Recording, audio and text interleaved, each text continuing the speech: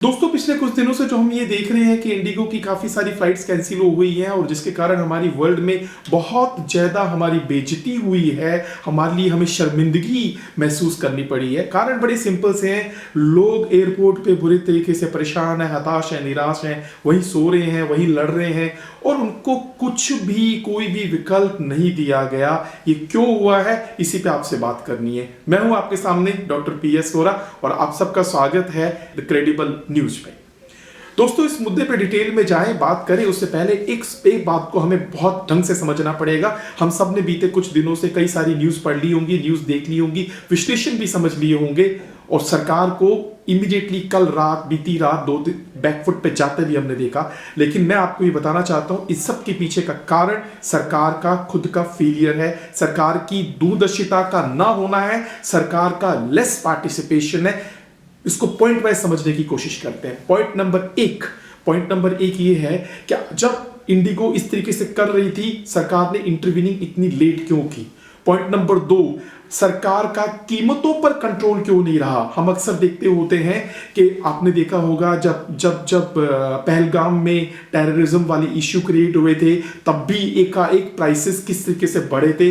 हमने देखा ऑपरेशन सिंदूर के समय भी हमने देखा एयरलाइंस इंडस्ट्री ने अपने प्राइसेस कैसे बढ़ाए। और हद तो अब हो गई जब हमने ये देखा कि जब ये इंडिगो की जब ये फ्लाइट्स कैंसिल हुई और वो उन पैसेंजर्स की कोई कम गलती नहीं थी। वो बेचारे दूसरे फ्लाइट्स लेने के लिए, अपने स्थान पर जाने के लिए उन्होंने कितने किराए दिए, डेटा आपके पास में है कि 6000 की टिकट 80,000 तक पहुंची। अब चाहे आप अहमदाबाद जा रहे हो, हैदराबाद जा रहे हो, बेंगलुरु जा रहे हो या कहीं पे भी जा रहे हो, कोलकाता जा रहे हो, आपने इतना ज्यादा पैसा दिया।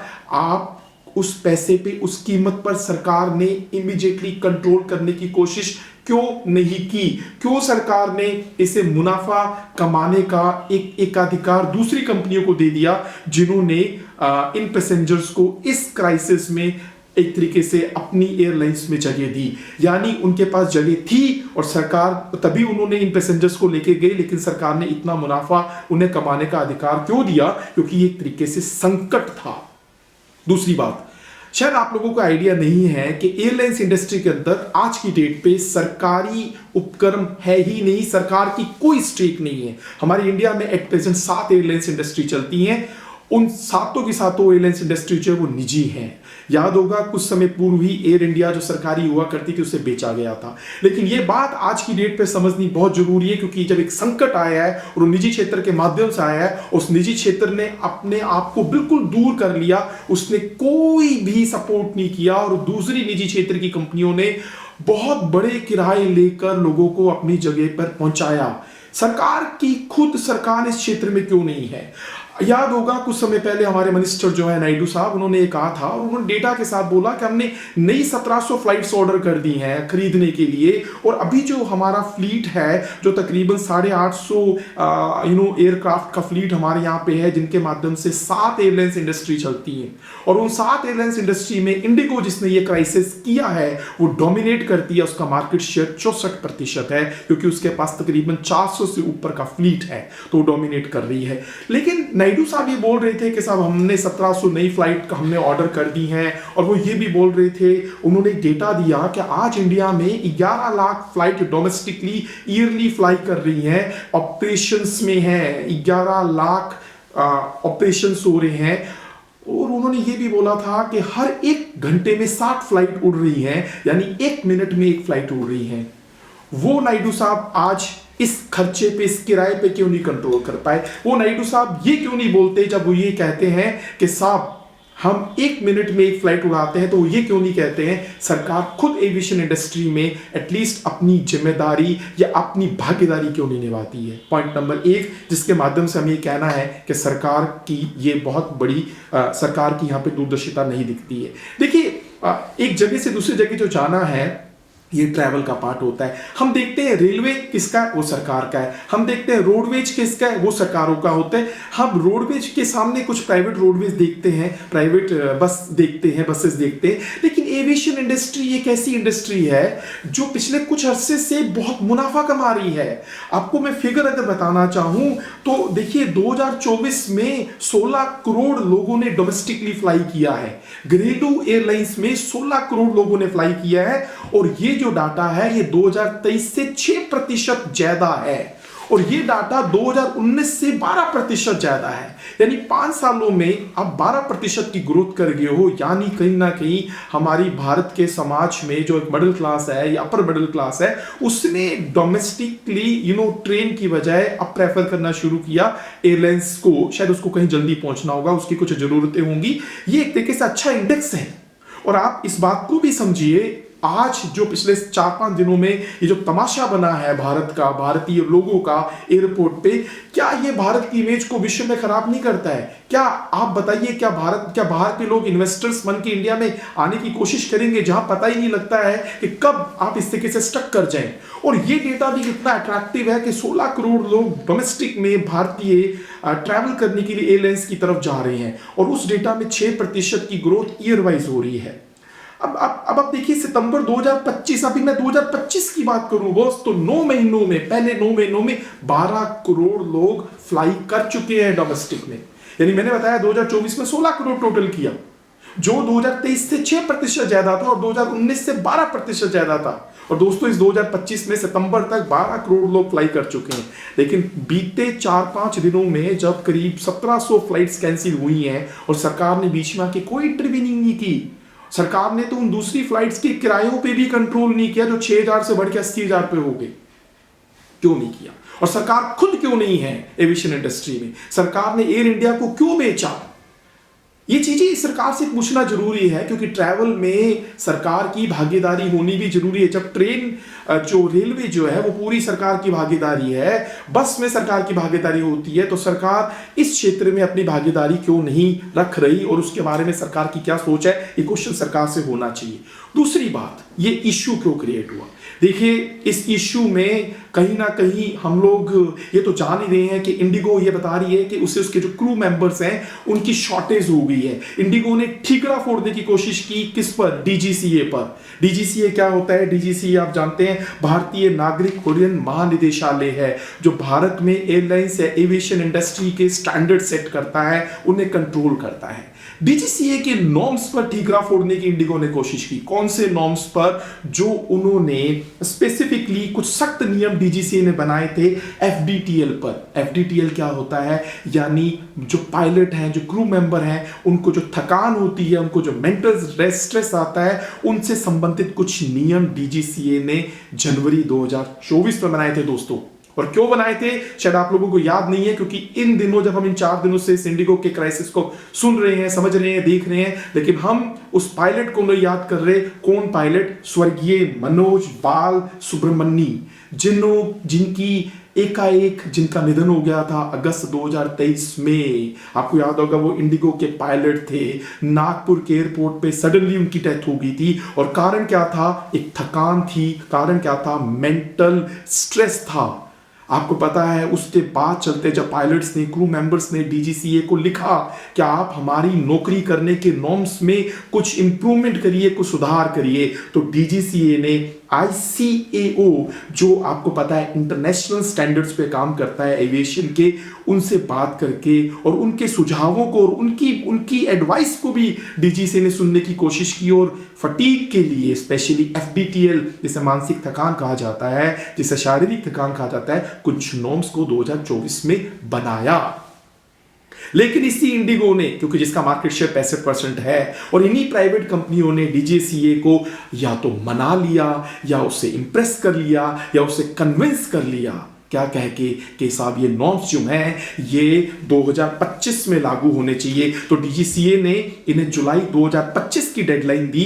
पहला नॉर्म्स क्या था कि जो पायलट्स हैं, जो क्रू मेंबर्स हैं, उनका जो साप्ताहिक आराम है, वीकली रेस्ट है, जो उन्हें पहले 36 घंटे मिला करता था, उसको 48 आवर्स किया।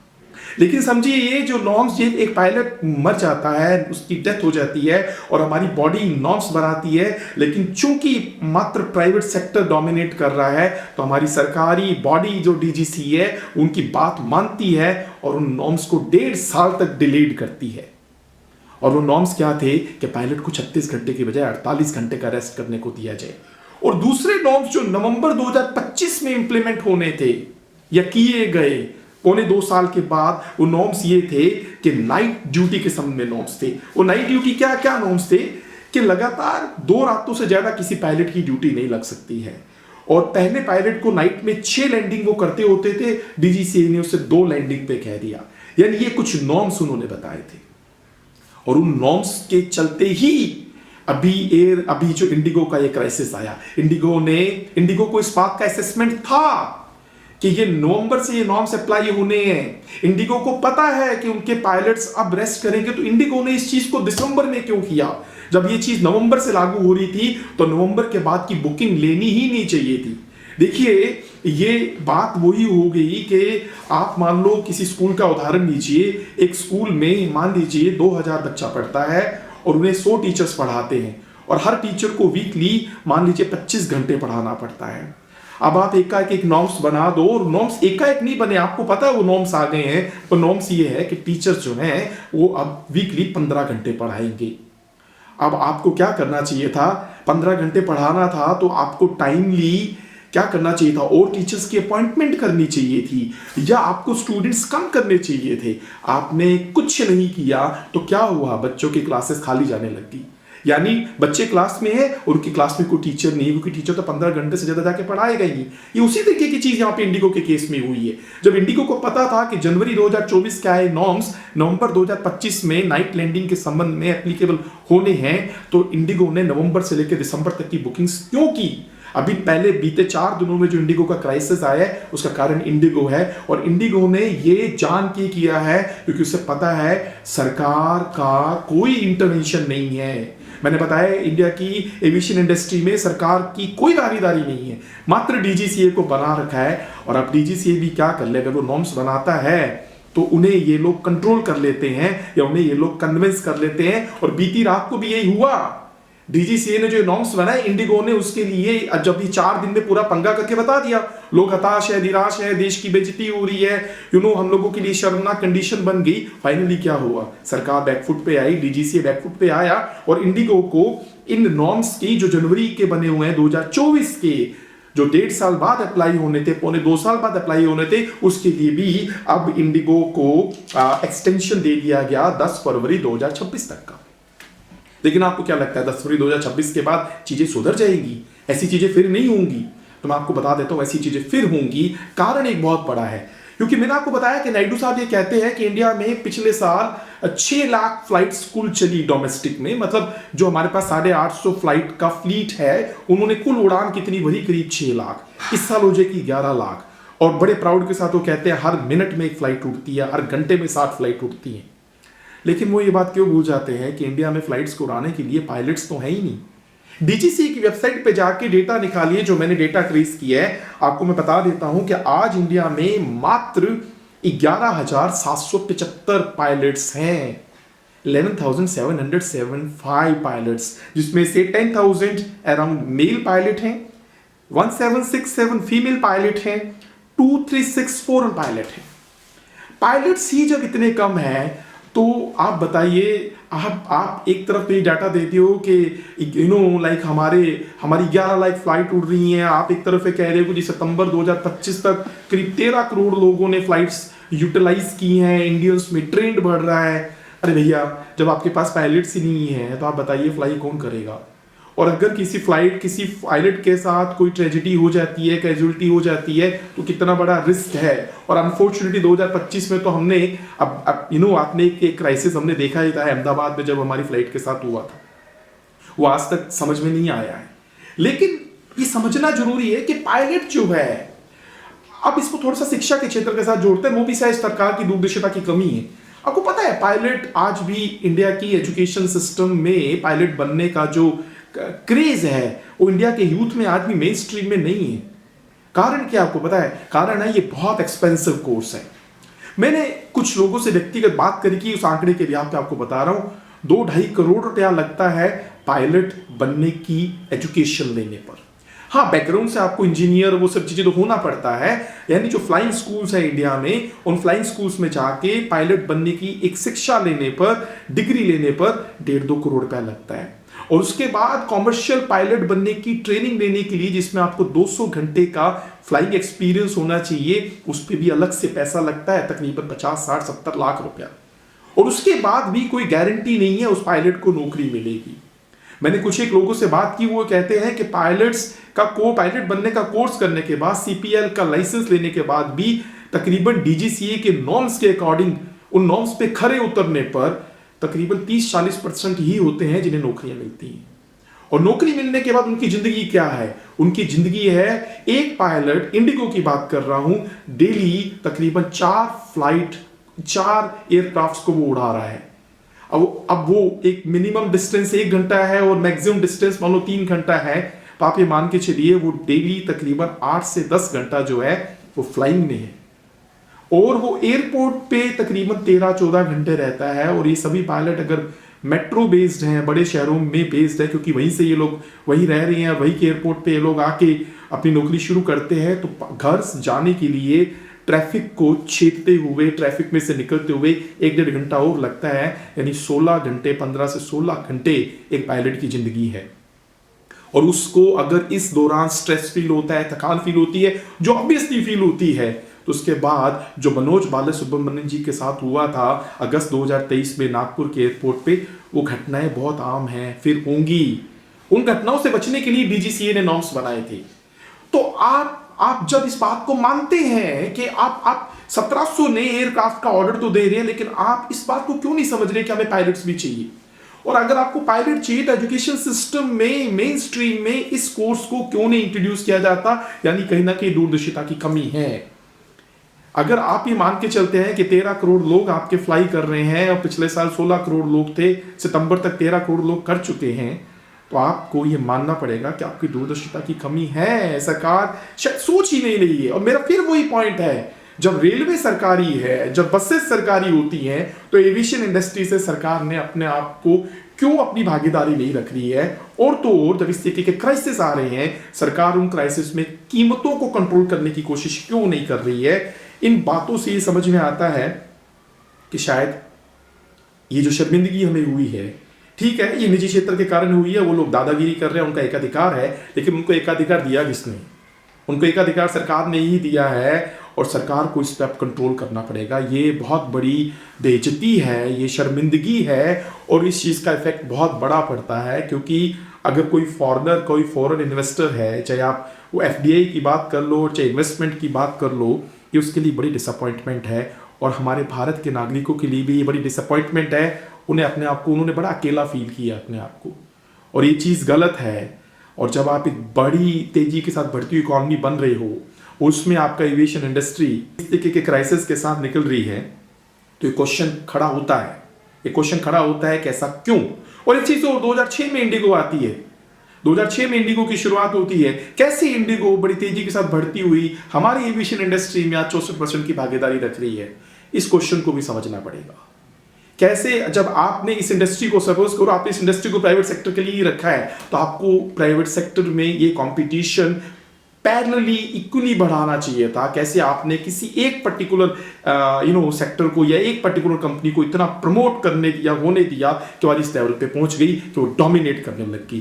तो सारांश के रूप में इतना ही कहना चाहता हूं कि ये जो भी पिछले 4-5 दिनों में हो रहा है, यह हमारे लिए बड़ा शर्मनाक है, बहुत ही शर्मनाक है। और कारण बड़े सिंपल से हैं, ना तो कीमतों को कंट्रोल किया गया, और जब डीजीसीए ने नॉर्म्स बनाने की कोशिश की तो पहली बात तो नॉर्म्स को 1.5 साल तक डिले कराया गया, और आज वापस डीजीसीए को घुटनों पे लाके बिठा दिया और 10 फरवरी 2026 तक का एक्सटेंशन ले लिया। लेकिन इन्हीं कंपनियों से पूछा जाए, क्या 10 फरवरी 2026 के बाद डीजीसीए के नॉर्म्स को आप रियल में जमीन पे उतारोगे?